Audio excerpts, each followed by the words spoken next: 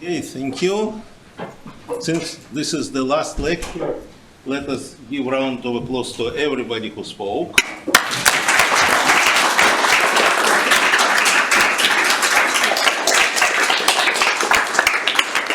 I realize that it includes myself. That's curious. And of course, we are thankful for organizers and it's a noble cause that they are pursuing, and let's hope that things will be getting better and better in every possible way. So, open problems, the list is too long. So I will try to adjust it to what we already know, what we heard, what we discussed. And there is one thing which I want to start with, which I hoped to have time earlier, and I think I can sneak in some interesting problem by telling you first a story about curious, again, coexistence of additive and multiplicative structures, and which leads to natural questions: what would be the density version of something which is not so hard to do for coloring. So let me start with the following fact. By the way, maybe there should be more light here. The middle one. The black one. The last one. No. Press the last one. Now, so fact is, for any finite coloring of M,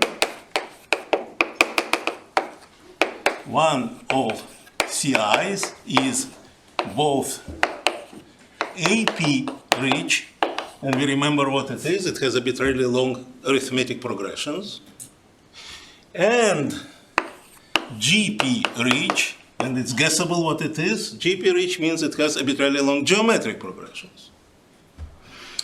If it would be at my first talk, I would give it to you as an exercise. But since I want us to keep following, so let me just tell you it's not a big deal.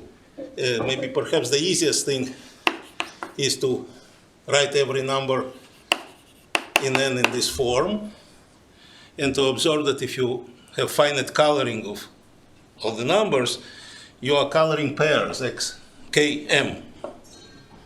And if you color pairs km, that's not the only way of doing it, but the fastest maybe. You color pairs km and use two-dimensional van der Waarden. So use 2D van der Waarden, and you will see that, of course, the progressions in k will give you geometric, progressions in m will give you arithmetic. So this is easy result. And by the way, you don't need two-dimensional van der Waarden. You can use even one-dimensional van der Waarden for that cause. There are still interesting questions around this because I can try to optimize things to ask how many. Let's not even start it. What is much more interesting, if we believe, and I hope you believe together with me, that any partition result has a density version, then this is the next question to try to resolve. What is density version, if possible, of such result? And the first suggestion, or at least idea, would be, how about our usual density, right? So usual density is d bar of E is just lim sup of E intersection 1 n. And suppose you have a set now of positive upper density. Will it have arbitrarily long arithmetic and geometric progressions? It will have arbitrarily long arithmetic progressions by Szemeredi. Will it have geometric progressions? I claim that you got this hint many times. The answer is no, and the hint was mentioned many times. Anyone? So let me make it already as a claim. You don't expect, in general, from sets of positive upper density to be GP rich. Oh, please, help me. It's last talk. We can do anything we want. Anyone? Square free numbers. Very good. I was expecting that. So, square free numbers, if E is square free. My square is not terrible. Square free numbers, then clearly this, by this I mean this, E cannot have GP of length bigger than 2. I hope it's totally clear, because if you would have x, xq, and xq square, this xq square already killed the square freeness. Okay, so we suddenly see that it's not clear what to do. And here what is important to stress, and don't know, but some light-hearted people would just give up. But if we believe in this principle that every partition regular result has or has to have, ought to have, a density version, let's not give up. And here's a pleasant surprise, so I'll formulate here. So I will define new kind of density. So definition. So for E in N, define D, let me write it, bar times of E by lim sup of E intersection Fn over Fn, where, so here the averaging was going through initial intervals. That's the most natural thing to do if you think additively. I want to think now multiplicatively. And so Fn can be defined in a variety of ways, but just to make it looking minimally general,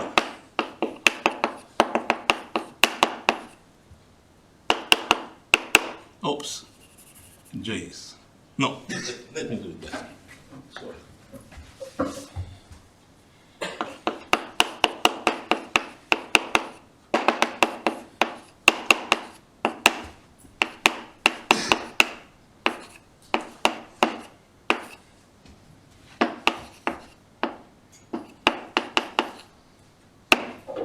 So let us try to understand what I wrote.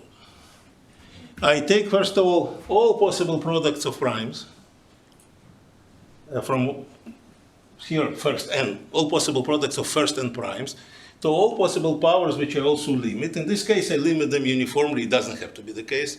All I want that in every direction, each prime creates its own set of its powers. And I want in each direction to grow. It doesn't have to be uniform. Here I wrote n. I could write, I could demand that in every direction it's its own rate of growth. So it's not the most general, by the way, such things are called Fellner sequences. That's not the most general Fellner sequence. I intentionally included here potential shift. This is multiplicative shift. What it would correspond here to, it would be closer to doing something like this, which, by the way, in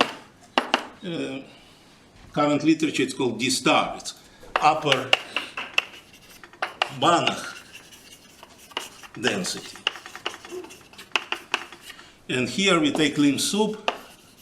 Sorry, Vitaly, do you Yeah. mean A into the P and rough? Or Sorry? do you mean the A into the P and rough, or do you really need it to be? I mean ANs to be some multiplicatively shifting numbers. So what's the question? Oh, you have it being any positive integers, which means it could be divisible by one of the i's, or?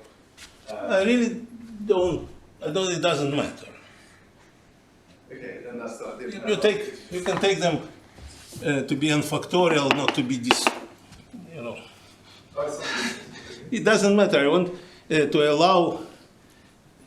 It's not a unique sequence. That's okay. I As n minus m going to infinity. That's my point. ANs are not specifically defined. Any sequence is good. I want them to go to infinity because I want those things to be spreading out. That's for a reason in a moment.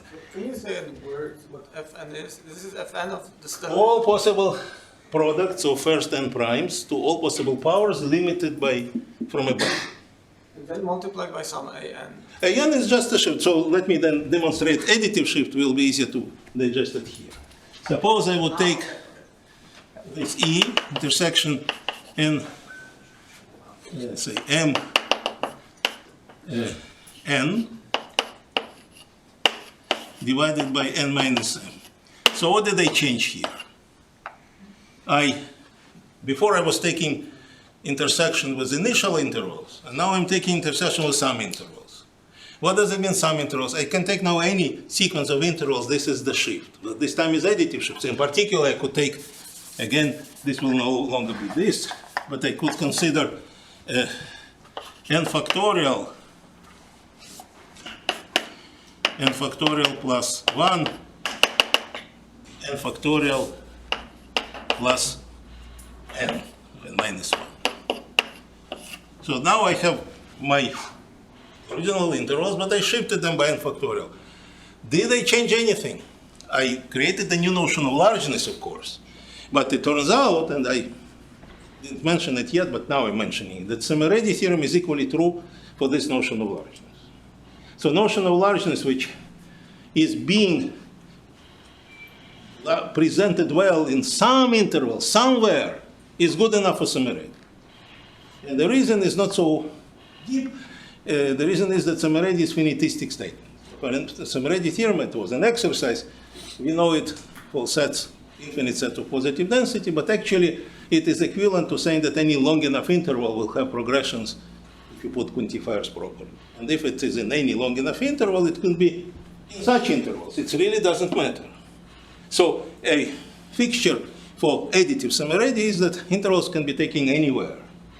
Now this is analog of this. I try to implement this idea that I can shift, but I'm in multiplicative setup, so I'm shifting multiplicatively. So I think we can live with this specific, I could write Fn maybe. Then it will be even better. So this is a new notion of density. And let us first of all see why it is a new notion of density. Maybe it's still a variant of something like this. It's possible, a priori. Okay? But then I want to explain that this notion of density is in general position to this notion of density. So if E is again my square free numbers,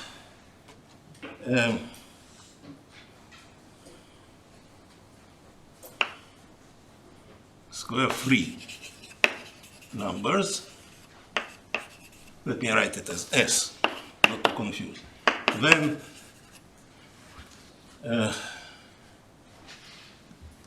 density Fn of... We have lost. I think they hear us. Keith, can you hear us?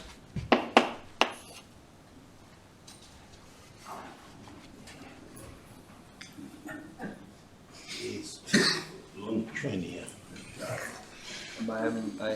No answer is an answer. They can hear. Yes, they can. Yeah, so good. It's a problem of they can hear and see everything. All right. Don't worry. So now I'm comparing these two notions of density. In one direction, if I have square free numbers, we know they're large additively. They cannot be large this way because they have only primes to first powers. So clearly they have zero density. How about other direction? So if ANs go to infinity, then sets with D Fn bar positive will have additive density 0. I hope it's clear. Let us think why.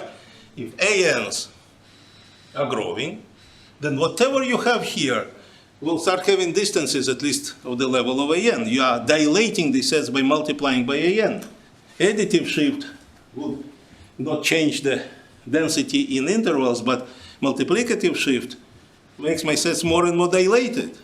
I hope it's clear, right? So if I multiplied some set of integers by 2, I already created only distances 2 or more.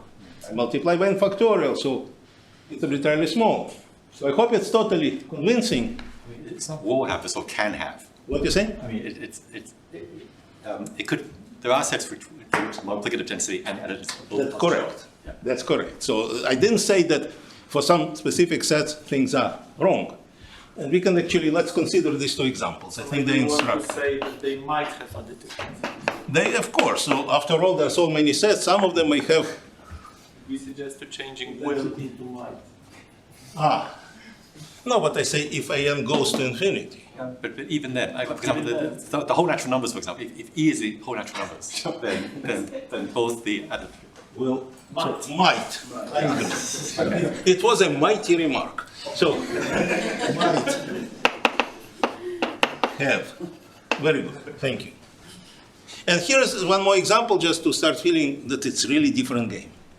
For example, what would be the density of this set in additive life? 1/2. What would be the density of this set in multiplicative life?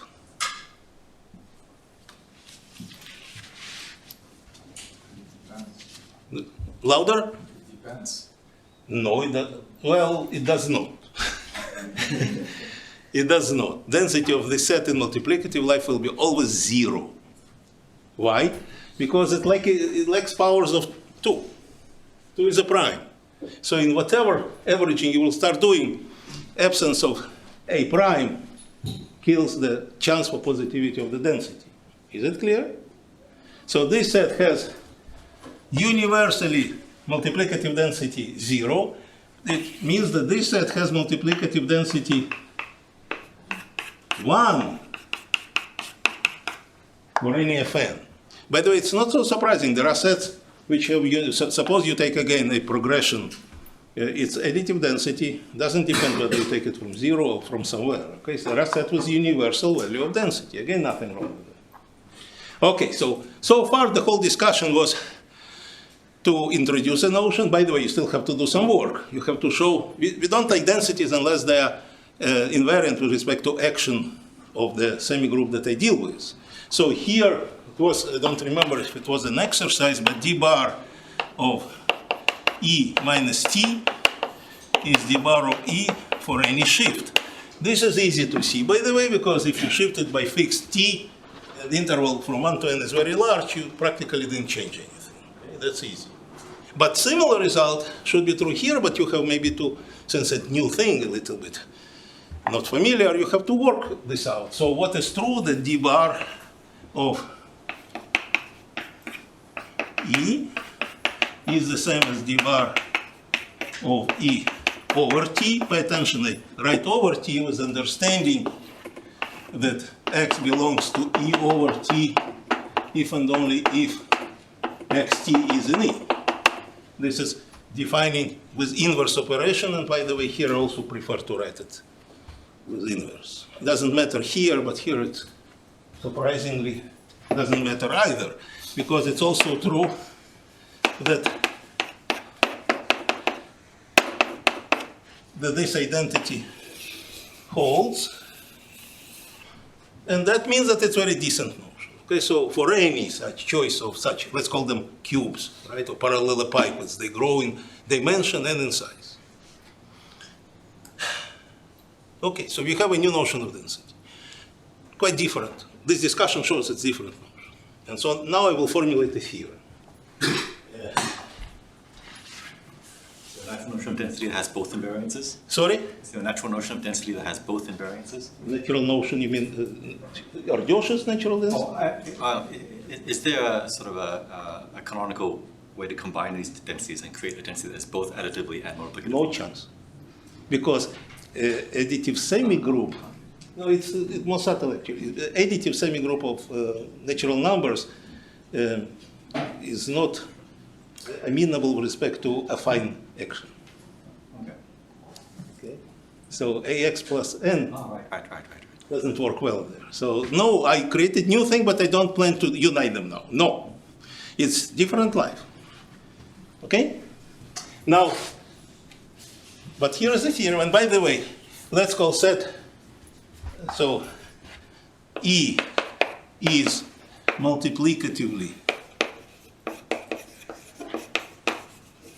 large if d bar fn of E is positive for some sequence fn. You remember my sequence fn was not fully uniquely defined, but if for any Fellner sequence in multiplicative integers I have positivity, my set is multiplicatively large. Similarly, this set, it would have this property, or even for shifted intervals, will be additively large. So Szemeredi, let me remind you, we somehow formulated Szemeredi in the following, abbreviated way.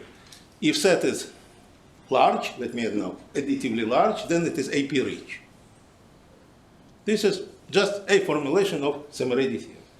Now here is a result.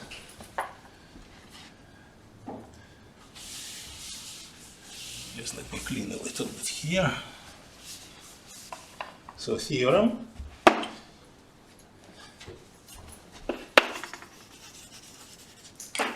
If S is in n times, let me stress it, and E is multiplicatively large, then it is GP rich. This is true and should not come as a surprise. This is a sort of analog, at least if you believe in an analogy. Additively large sets are AP rich, multiplicatively large sets should be GP rich. And if I don't make stronger statement here, maybe you can even derive it from additive Szemeredi. What? S equals E. Very good. Let it be here. Yes, S was equal E. Thank you. Now, so that's, I want you to agree that who knows how you will prove it, but that's plausible. What is less plausible is the following thing. Let's let it be. Then this. Actually, this E is also AP rich. Oops. This is less obvious, especially after we saw that the other way around it doesn't work. Square free numbers are large, not GP rich. Here, if I take any large set, and by the way, again, I forgot to mention it, for any finite coloring, why density versions are density versions? Because for any finite coloring, one piece should be large. For positive upper density, it's obvious, and for this, it should be obvious, right? The whole integers have density 1, and you finitely colored, and this is a nice invariant business. One piece will be large. So here we got a new kind of result. We suddenly see that arguably this theorem is much more natural version of van der Waarden. Because here you have van der Waarden doubly so, with APs and GPs. And the regular, traditional, number theoretical upper density will not help us to get density version. This one helps. So we have now a density version of this result, if this is true and this is true. And just to show how much richer multiplicatively large sets are than additively large, so here is one of many things that you can get about such sets.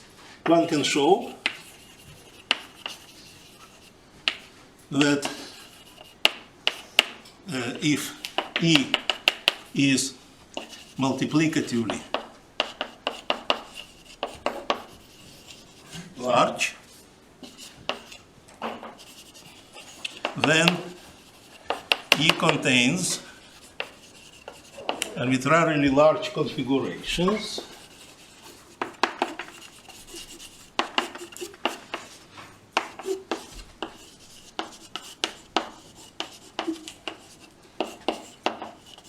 of the form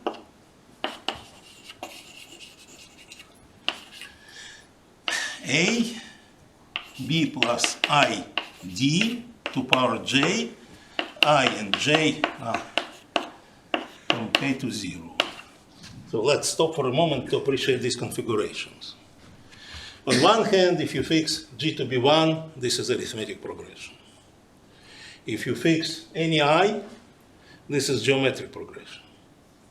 And that giving you everything together. I call them geo-arithmetic progressions. But you could ask, why don't they call them arithmo-geometric progressions? So they're geo-arithmetic progressions. And this is only one kind, and there are more things you can get by playing with things. So it's a new kind of configurations which you always can find in any multiplicatively large set. So as a trivial corollary, you can always find it then for any finite coloring. So you can strengthen this theorem, because in one color you will get these things. And for a while, today it's not the case, but for a while, this was curious case when a density result, which is harder and stronger, gives you something in colorings, and it was not clear how to get it in colorings alone. But today, we know that this can be done directly, and there is work by Begelbach and Makachin, which shows how to use cleverly so-called Hell's-Dewey theorem. I don't want to start formulating it, which would give you partition corollary. But this result remains interesting and non-trivial. And I want now to move to a natural open question. By the way, there is a sub-open question here. Usually, the configurations that we get, we want those configurations to be partition regular themselves. You could remember, I stated it for IP sets, I stated it for AP large sets. So usually, configuration is especially right if it's stable on the finite partition. And this one is not. That's why it is a good challenge to find even more complicated, maybe, non-trivial expressions which would be stable on the finite partitions. But it's not well-defined open question. Here is well-defined open question. So I think I can now erase it. I need space, and you remember that there is another totally different way of averaging through Fjellner sequences, for those who know what is Fjellner sequence, in multiplicative integers. And I'm erasing this part.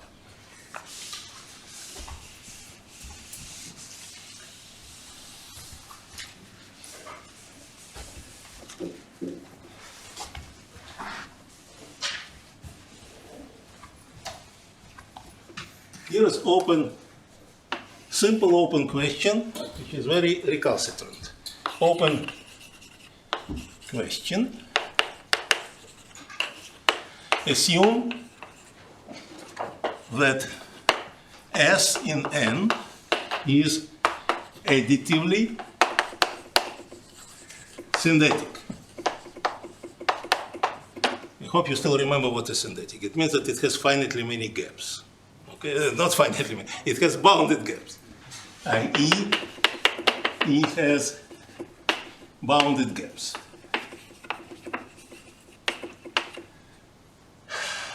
Is S, again, Jim, E equals S. Is S GP rich? Simple question.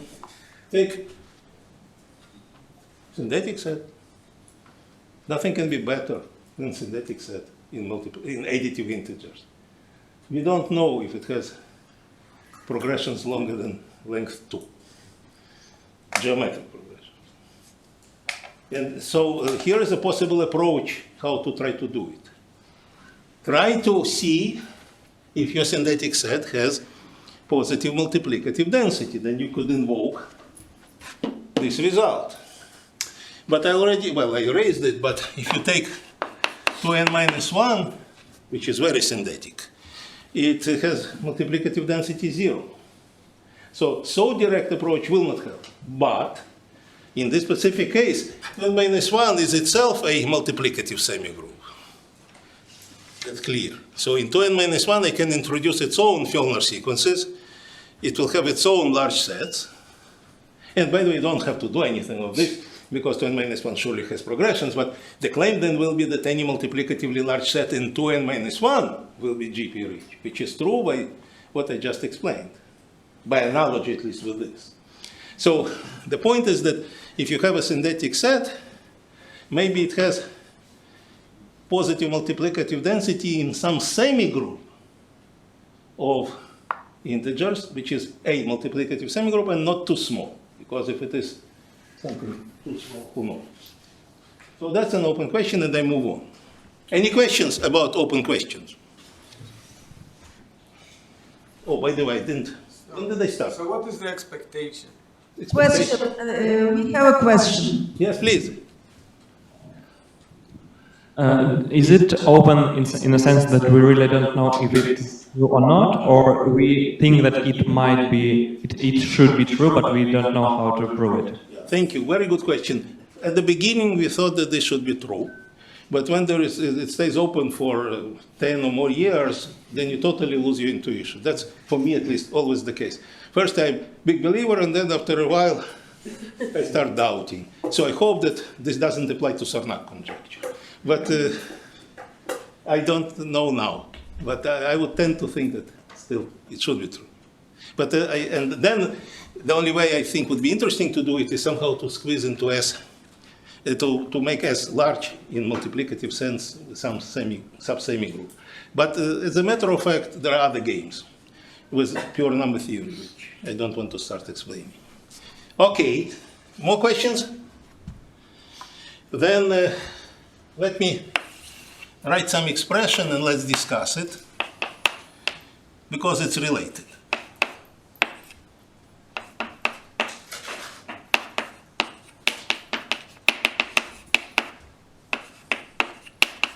So just positivity of this, what I wrote is positivity of certain multiple recurrence expression. TIs are commuting. And you may remember that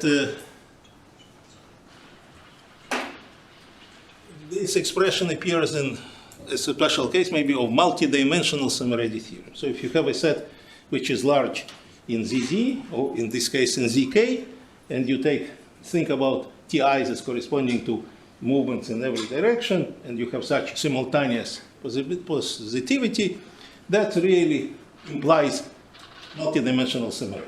I didn't put even any quantifiers, but I think by now we know what are the quantifiers. For any measuring TIs commute, for any K, for any set of positive measure. Okay, so this is symbolically multidimensional Szemeredi. Then I mentioned, and now it's time to discuss it, because actually things of this kind are used here. How about this set now? Those ends for which this is, so you remember TIs are commuting. And now I want to know something about this set. So if there is any justice, this set should be large on its own. Indeed, it follows from the fact that 1 over n minus m, that was not the case in older times, but today we know it. If you take this,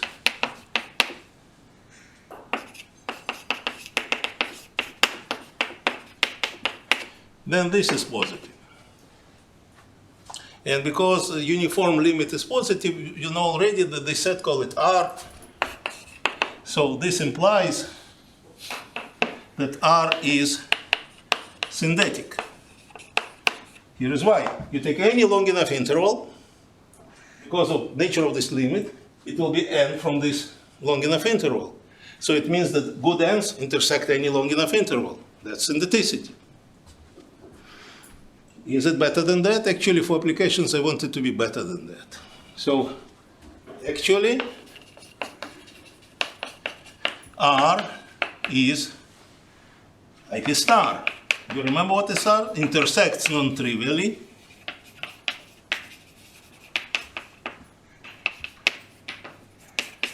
any finite sums set. It turns out to be much more useful notion. But let me not start explaining why. Let me sharpen the question. What if I will, because that's what I need for applications. How about C here, which depends only on measure of A, and K. Are these results still true? That's much stronger result. You see, it has positive limit, which depends only on measure of A and on K. Again, turns out, by the way, this follows from Fürstenberg, Katznelson, Fürstenberg, Katznelson's IP Szemeredi. Okay. That's not all what I want. I want now this to be also good if I put squares, for example, or indeed other polynomials. Is it still true that the set of good ends? Now, what I attempted to promote in my previous lectures for you to feel that along polynomials you have the same good life. And indeed this goes far, from even pointwise ergodic theorem proved by Bourgain to Sarkozy to whatever. So along polynomials life seems to be the same. But when it comes to subtleties, this is an open question along squares. You see, what is the open question? Open question is having this positive C. Of course, the C is positive. And so let me highlight it. This and this. If I want this to happen with some C positive and with stronger than syntheticity condition, open question. And if I would know the answer yes, and here I have reasons to believe it is yes, because positive answer would follow from I have a conjecture. I was the first one to formulate it. It's polynomial density holds Druid.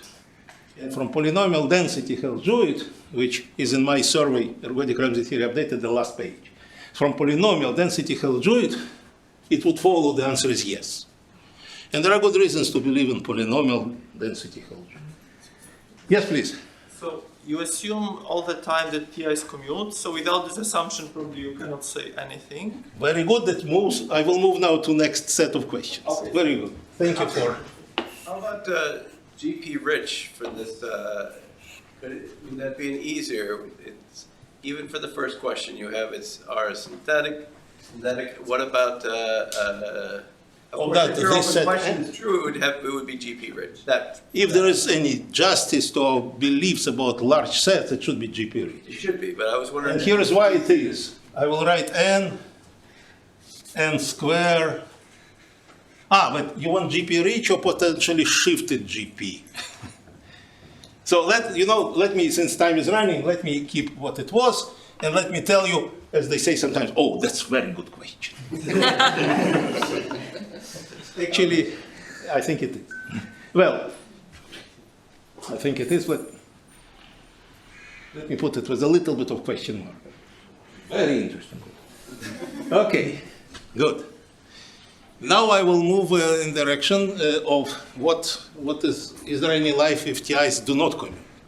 Very good. So I will erase again.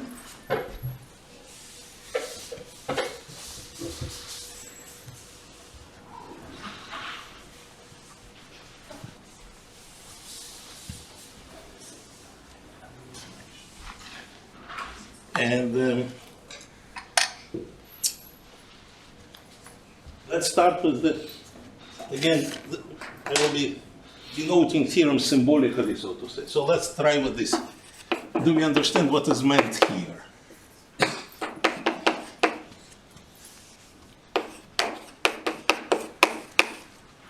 This is symbolic double recurrence. I have T and S. For now, I don't say if they commute or not, but if T and S are such that for any A positive measure, you would have N. This is, should I maybe write all the quantifiers? I don't trust you. I will write quantifiers. So we want to know when to know when given a measure preserving T and S and A with measure of A possible, one has this. Now I think we put one, there exists n such that. I think now the question is well formulated. You give me two operators and ask, is there a chance you see for any single operator, Poincare recurrence does it? So if I have only one operator, of course, we even proved it, right? So this is always possible. And here, you don't even need measure to be sigma additive. But suppose you have now two operators. So if TS generate nilpotent group, then yes. So this is a special case of more general nilpotent Szemeredi, but Sasha Lehman and I proved it separately with some more details or more information. So this is, take my word, this is true. Not only here, but even if TIs generate nilpotent group in this situation, okay? This is, by the way, for nilpotent groups, this was, in that generality, this is theorem of Sasha Lehman. But now, if TS generate solvable group of exponential growth, I will say a few words, then no. By the way, there's both of these results are things with Sasha.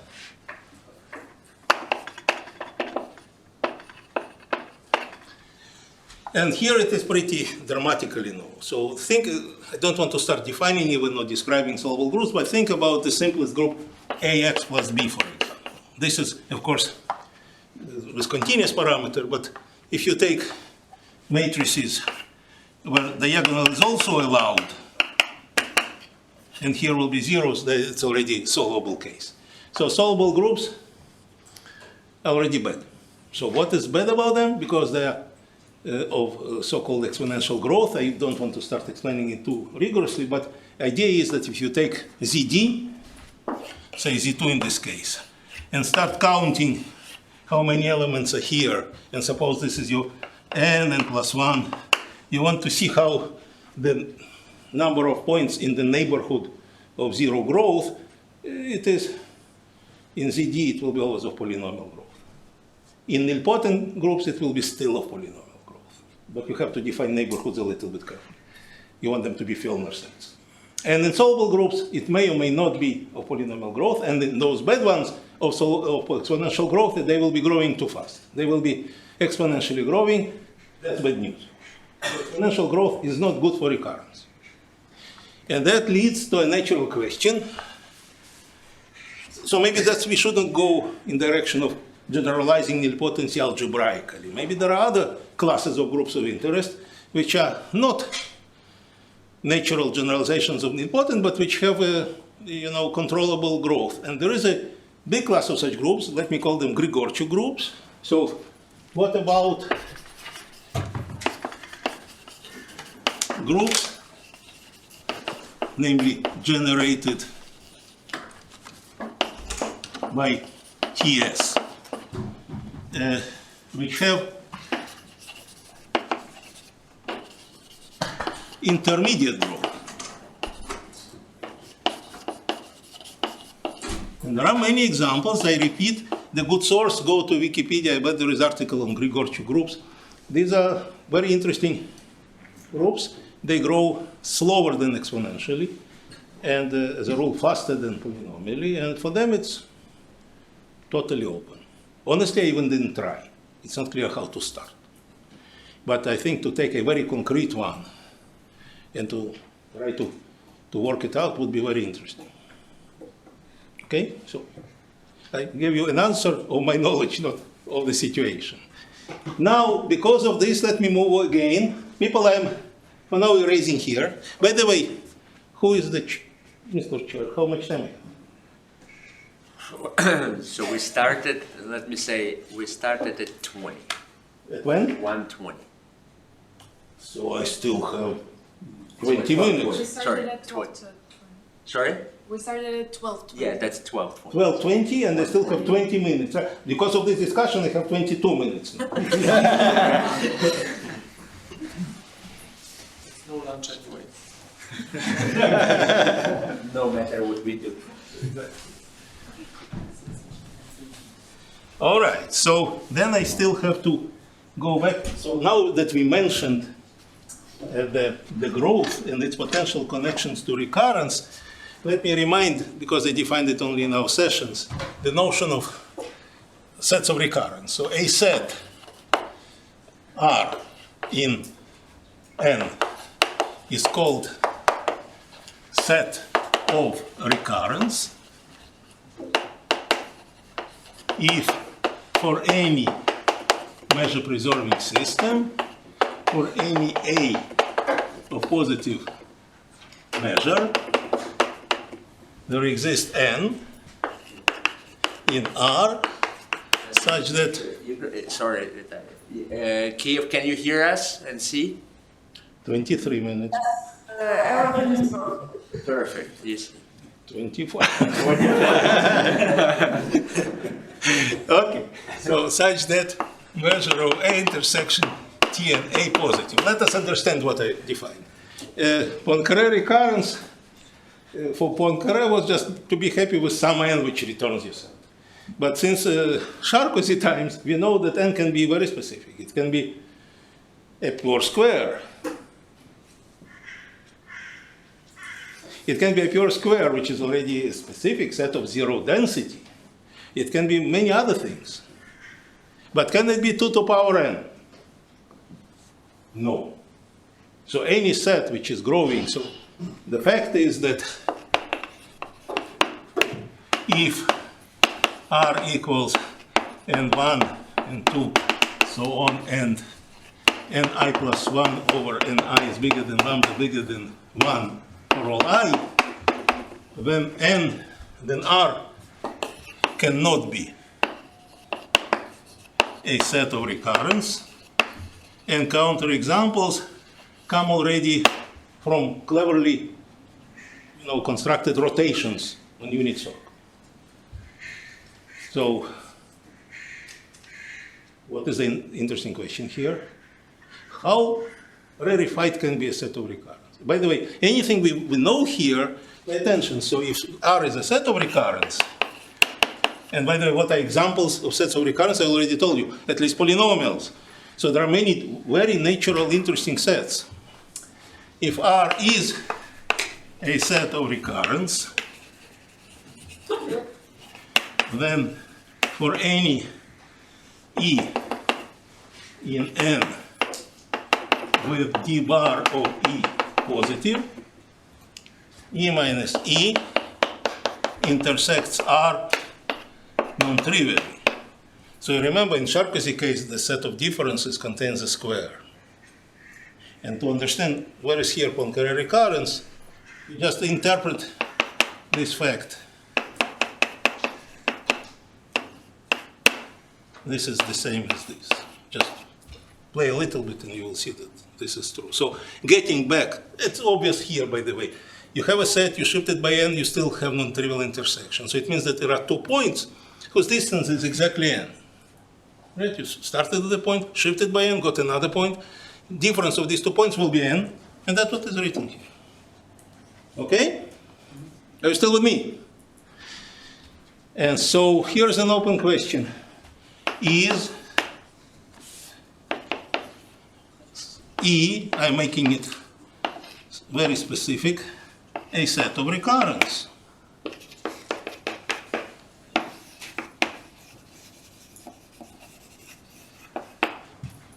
And I would ask similar questions for all other sub-Lacunary sequences which grow fast enough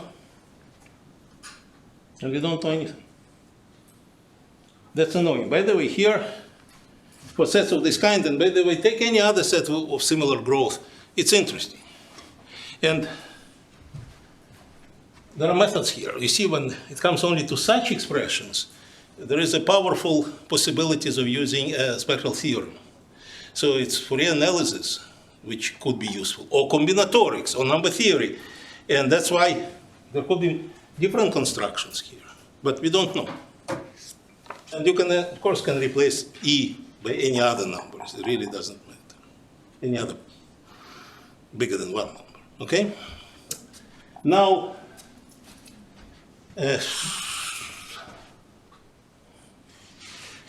okay. Let me mention then, just very briefly, just for my statistics, who ever saw the notion of weak mixing? 1, 2, oh, it's a big set. Then let me, since I have a few more minutes, I want to formulate, for those that is who weak mixing, then I will explain a little bit. Let me then formulate something very tantalizing, and again, connecting to big interesting mathematics.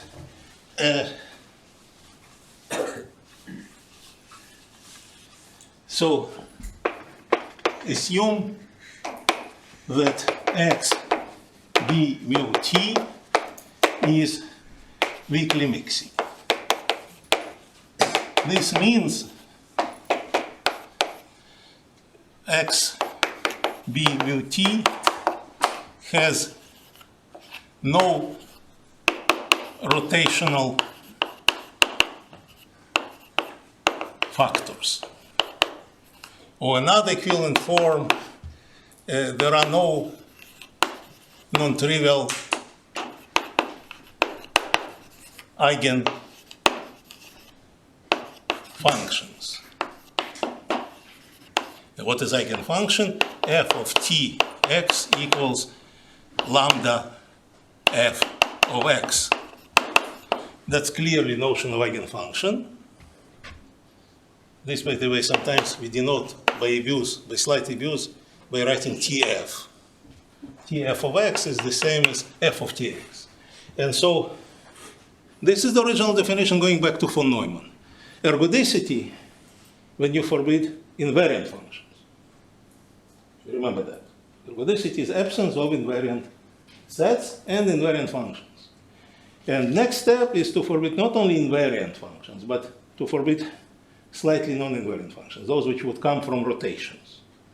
This is weak mixing, and this is the most basic notion in structure theory of measure-preserving systems. So, open question.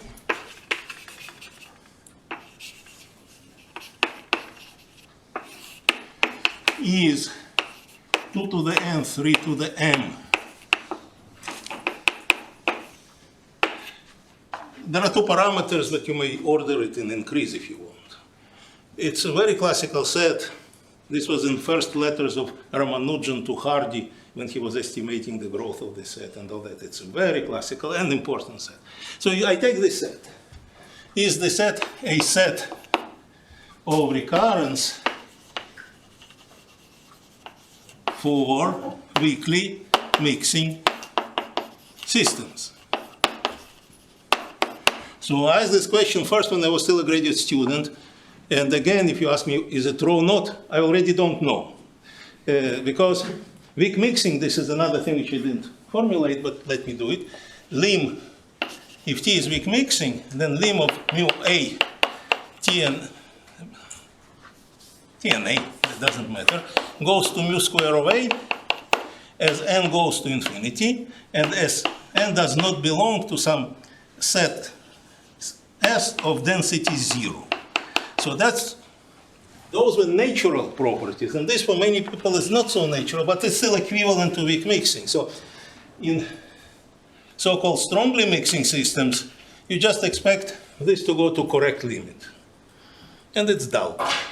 But though recently we have some interesting results about strong mixing, but let me not even start. But weak mixing, which, by the way, you can show is a typical measure-preserving transformation, in the same sense as no differentiable continuous function is typical in the space of all continuous functions. So typical transformation is weak, but not strong mixing. And it is distinguished by the fact that there is exceptional, totally strange set of n's to which you don't use. So up to density 0 values of n, it is a strong mixing. Along the set, many things may happen. Along the set, you can actually have totally opposite phenomenon, something like mu of A intersection T and A going to mu of A. This is so-called rigidity. Again, you can show the typical weak mixing is rigid. So it will have exceptional set along which you go to identity. So weak mixing is, yes, please. I'm just curious if, so we know that 2 to the n itself, of course, is not a set of recurrence, or 3 to the n. What about the sum set? It's denser now. Well, we still didn't finish discussion here. Okay. So just to sell this point, this set exactly is of this kind of intermediate growth. And this is of zero density. And that's why, well, we know that some sets of zero density are good for weak mixing. These are squares, say. We didn't even discuss it, but along polynomials, as I told you, dynamical life is as good as for linear maps. But for those sets, it's mystery. And so we don't know. This is an open question. And it could be related, even I feel it's maybe and maybe is related to famous times 2 times 3 problems going back to Fürstenberg. So that's very natural question, despite the fact that weak mixing for some of you who see it first time, because of this, will not look natural. But weak mixing is natural. Yes, please, Jim. No, I was just slightly asking for not the product of 2 to the n times 3 to the n, but the sum set. Take 2 lacunary sequences, you look at their sum set, it's slightly more dense now, and I'm just wondering if it's clear that it's not a set of recurrence, or what? It's not immediately, I don't want to start answering it the wrong way, so let me say again, it's a very interesting question. But I know something about actually this set, your set, being set of rigidity. So you can ask other question, which is equally interesting. Which sets are rigidity sets? Is 2 to the n set of rigidity? Yes. Is n square set of rigidity? It's still of zero density? No. So you can, that's interesting already, or maybe bigger interest for insiders of ergodic theory. But to say things about properties of this exceptional set is enormously interesting. So can you say what is the set of rigidity? A set of zero density, desirably, will be a set of rigidity in this setup. If there will be a weak mixing for which you have this phenomenon for this when n belongs to your S. This is rigidity. And which sets can be sets of rigidity? At the beginning it was so theoretical we didn't know anything. Besides, not so hard observation that squares cannot be. But then we found out many interesting examples. I have a paper with Mariusz. Where is Mariusz? With Mariusz, Del Junco, Rosenblatt, and we have all kinds of developments. There are all kinds of sets of rigidity. It's really good read for ergodic people. And so time is running out, and I want still to formulate something interesting, and I will skip now other things because time is running. But I will want to go back to Sarnak, but my way. So let me tell you what Florian Richter and I see Sarnak now. I mean, see Sarnak's conjecture.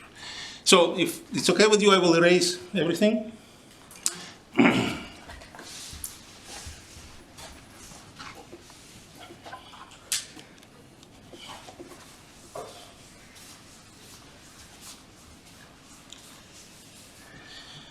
So 1 over n e to power 2 pi I n alpha times lambda of n goes to 0. We saw this result more than once.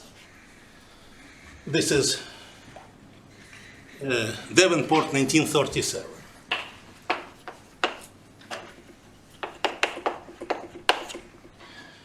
And as I said, we saw it more than once. First of all, it was mentioned in lectures of Mariusz and maybe of Joanna as well.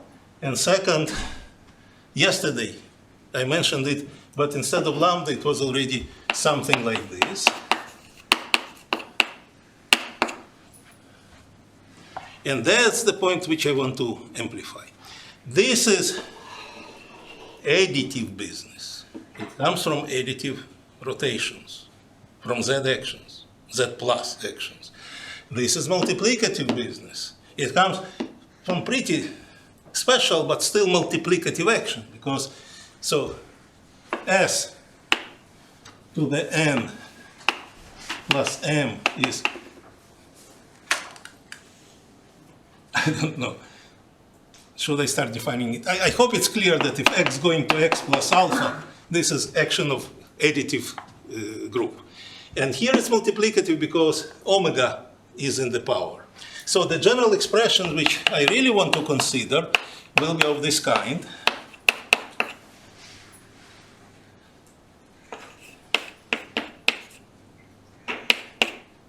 And I want this to go to integral f integral j. So that's the goal, okay? And I will put the details.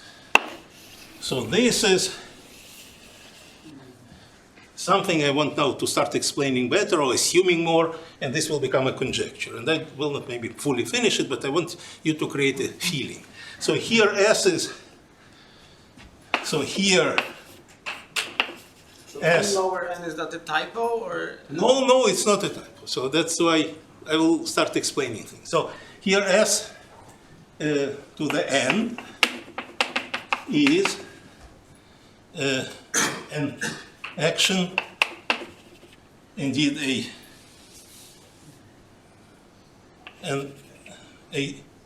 how about this? Here x S n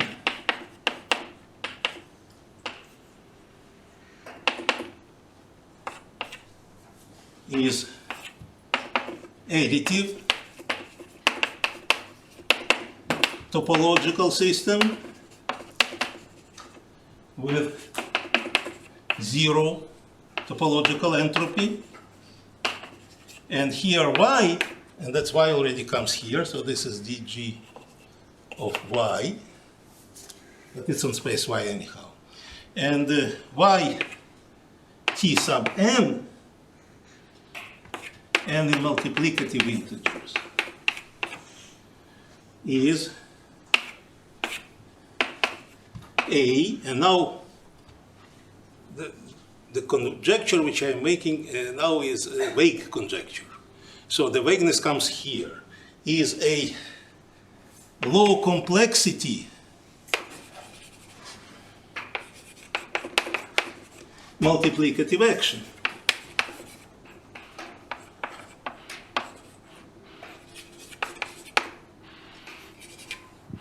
In particular, t sub n times m will be t sub n times m is t sub n times tm, so it makes it multiplicative. Whereas for s, Sn plus m equals Sn Sm. That's additive. Okay? So I have now strange concoction of two actions of n plus and n times. And if you think it's too strange, but this was not strange for you, right? So then this shouldn't be too strange either, because this thing is special case. In many instances of Sarnak conjecture, when you start playing with actually not this part, that's what ergodic people did plenty, but with this part. Replace Liouville or Möbius for that matter was general enough multiplicative action. So Florian and I believe that for properly defined Tn, because Sn is clear what it is, for properly defined Tn, it is true always. And that's what we would call additive versus multiplicative disjointness. And we have non-trivial instances of verifying when it is true in our big paper, which yesterday I quoted for this prime number theorem. So this is a conjecture which is admittedly not rigorously stated. And it is interesting, by the way, I suggest to go and read what we discuss about this. We call it heuristic principle, because this low complexity seems not, of multiplicative action seems not to be properly taken care by entropy. You need something else. Zero entropy is not the right notion there. And one of the reasons is that the multiplicative integers are infinitely generated. And the original entropy was made for simply generated actions. You can generalize it to amenable group, blah, blah, blah, but there are interesting issues when you have infinitely many generators. And maybe this is the best time to end my talk. Thank you so much.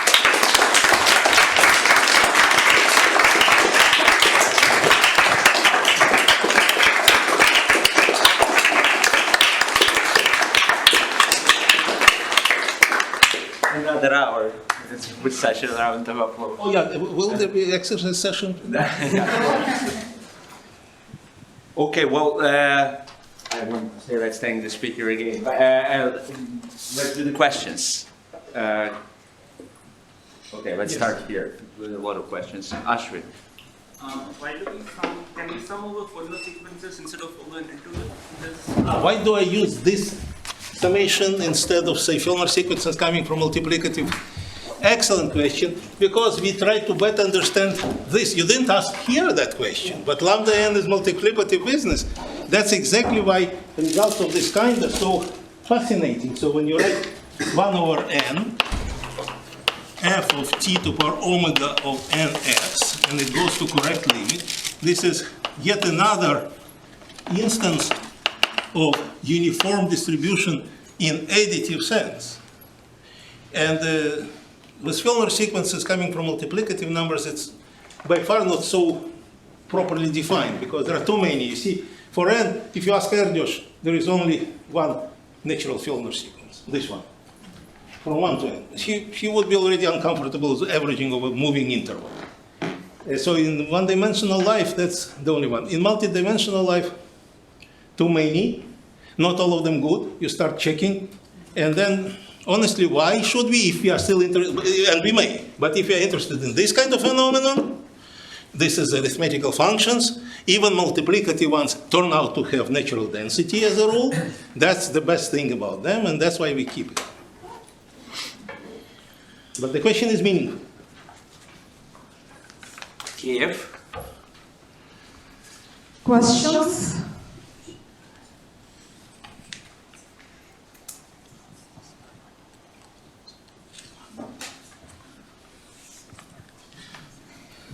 Thank you for the presentation.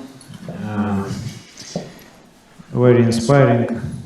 And can you make clear for me one thing?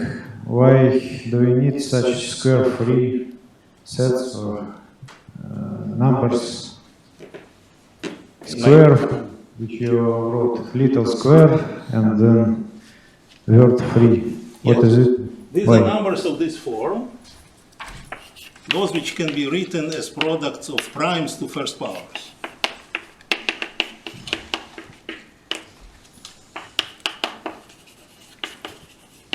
And because they are written only to first powers, all possible products of primes in first powers, this is totally natural set to be interested in the number theory. And that's square free because my powers don't allow higher than 1 degree.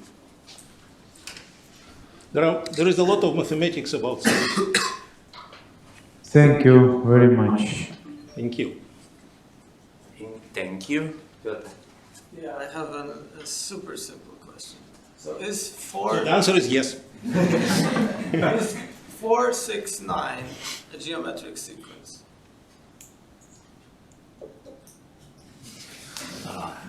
I want an integer. Integer ratio. For the open question you stated? No, even for rationals we have big term. But I still want. I mean, I don't see a logical relation between the. I mean, these are two. Let's stick to natural numbers because this was the original impetus. And by the way, we have a paper with Begelbock, Heinemann, and Donna Strauss where we give 10 equivalent forms of this conjecture, or this question at least. And most of them use ultrafilters. So I'm not sure it's good read. But what you ask is very natural. So people indeed modified this question and started doing at least with progressions of length 2 or 3, and there is some movement there. Yes. But because they didn't get too far, and because the original thing was about integer progressions, namely with integer ratios. That's why I not fully updated what we know now, but not too much anyhow.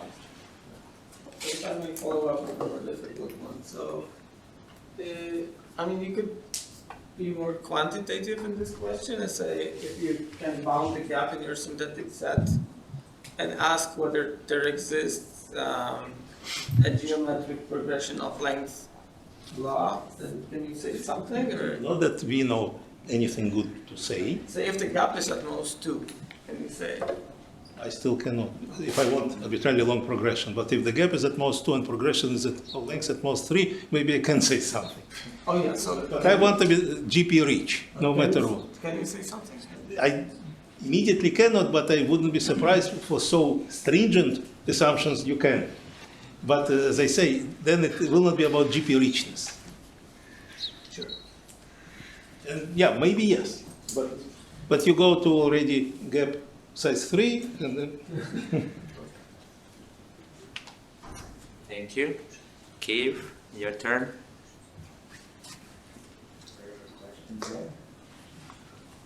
Yeah, thank you for the lecture. I would like to ask a few questions. My two questions about multiplicative density definition, and as I understand, in each set Fn, we may take primes in an arbitrary order, yes? And very good question, yes. I took them maybe in natural order, or at least you could think I did, in any order. yes, thank you. And sequence an of natural numbers also can be arbitrary, but it will change the density of our set, yes? It can be arbitrary, and it will not change multiplicative density, that's why I put it in, and it of course will change additive density. What will change? Excuse me. Say, if you write these ANs, maybe I can erase here. So, AN, P1, I1, P2, I2, PK, PN. IN, IJ smaller than N, bigger than 0. So these are my Fellner sets. And so, when I wrote that d bar Fn of E is the same as d bar Fn of E over T, and also d bar Fn of E times T, I didn't assume anything about ANs. Any sequence is good to keep this, and that's what we care about. That's operation invariance. But if you are interested, so ANs are immaterial for the value of multiplicative density defined through these Fellner sets. But they are very material potentially. That was my key remark that I incorporated. But they may be very important to see that your set becomes totally dilated and will have additive density 0. That's the role of those ANs, to demonstrate that in bigger picture, and the big picture should allow general Fellner sets. These are totally different notions. Easier to see that they're different. Yeah, thank you. And my last question, if it is possible, could you please remind the multi-dimensional version of Van der Waerden? Oh, that's easy. I will just draw a picture.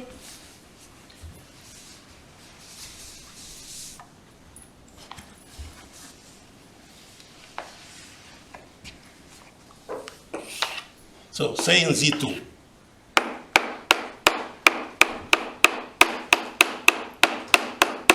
It is patterns of this kind which we want to get in one color. And these are progressions, so to say, two-dimensional progressions with the same difference in every direction. And it's guessable now how to define them in ZD, right? Yes. Define it in arbitrary ZN. I want such creatures for any size. So in N, when I partition N, then one of CI's has arbitrarily large things of this kind, right? And now I want arbitrarily large patterns of this kind in 2 dimensions. Is it clear? Yes, so in dimension, in the space of dimension n, it means that an arithmetic progression is like lattice which... Yes, a finite piece of a lattice with equispacing in every direction. Yes, yes, yes. Yes, so in 3 dimensions it will be like some points at... How about this? AP Cartesian, so APN, progression of length n, with Yes. difference d, times AP, no, that's not good. So how about this? A plus D, A plus KD, that's one progression in Z, times Cartesian product, B plus D, B plus KD, that's already in 2 dimensions, times C plus D, C plus KD, that's already 3-dimensional if you interpret these times as Cartesian product. A progression times another progression, that's already 2-dimensional lattice, times yet another progression will be cubic grid of lattice type. Is it clear now? Yes, thank you. And pay attention that A, B, and C, the starters may change. That's why this is, here it is A, B. That's the starting corner of this progression. But K, the difference, I insist that this is the same. That's the right strength of van der Waals. You mean D? Okay. Yes, I insist on K equals D. No.